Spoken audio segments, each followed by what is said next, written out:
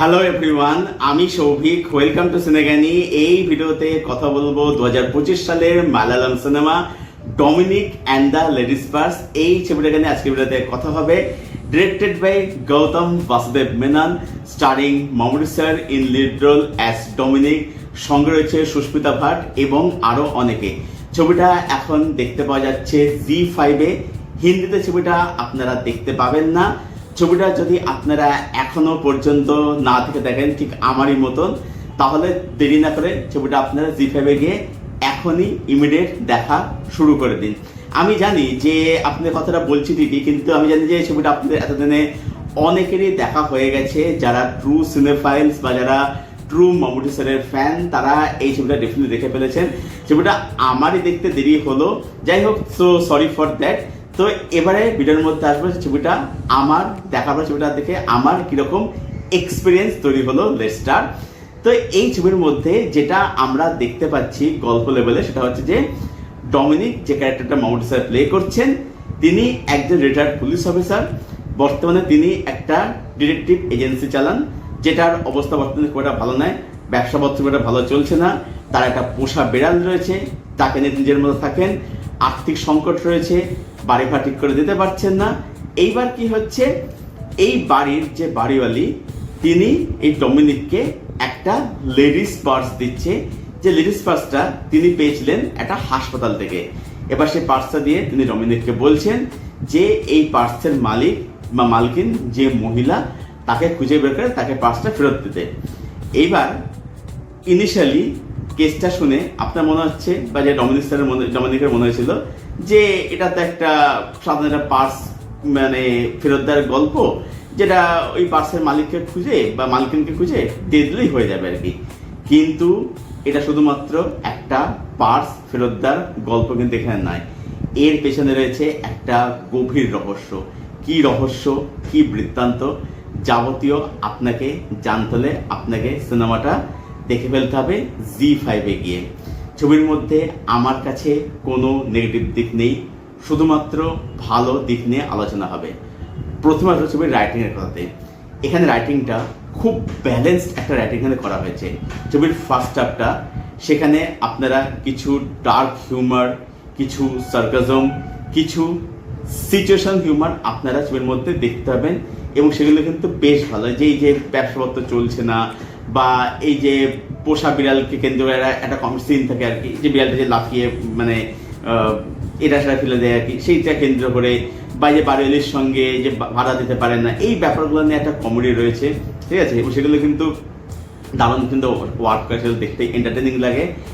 এইবার ছবিটা যখন একদম মানে মেন কেসে যখন ঢুকছে, তখন ছবিটা সেখান থেকে কিন্তু অনেক বেশি ডার্ক হয়ে যায়।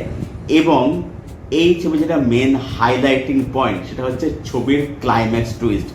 সেটা কিন্তু আপনি চিটকে রেখে দেবে, এবং সেটা যে নোটে এন্ড হচ্ছে, এন্ডিং পয়েন্টে আপনি কিন্তু মজা দেবে। আচ্ছা, এখানে বলে রাখি, ছবির ট্রিটমেন্ট কিন্তু স্লো বার্ন, কিন্তু স্লো বার্ন হলেও এনগেজিং। কারণ ছবিটার মধ্যে যেরকমভাবে পুরো যে ইনভেস্টিগেশনটা, মানে ডমিনিক কেসটা ইনভেস্টিগেট করে, সেটাকে দেখতে কিন্তু মজা লাগবে।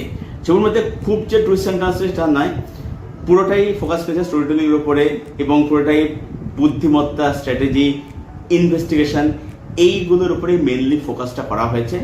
তো আপনি কিন্তু এনগেজমেন্টটা কিন্তু হুক হয়ে থাকবেন কিন্তু, এবং যেটা বললাম ক্লাইম্যাক্স ওটা কিন্তু আপনি কিন্তু ফুল মস্তি দেবে, মজা দেবে আর কি।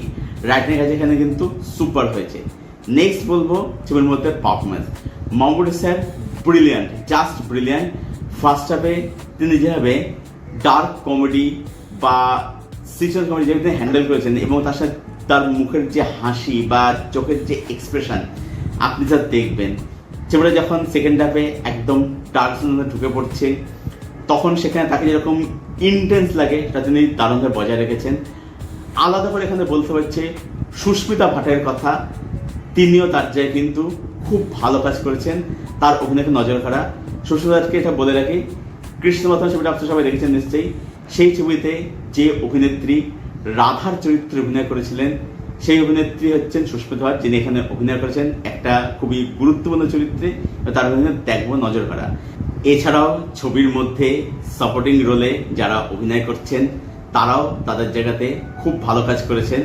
যে ছেলেটিকে আপনারা ছবির একদম শুরুতে দেখতে পান, যে ছেলেটি মামুনি স্যারের সঙ্গে থাকে, যে ছেলেটি মামুনি স্যারকে হেল্প করে, সেই ছেলেটির কাজে কিন্তু বলবো এখানে কিন্তু বেশ ভালো হয়েছে।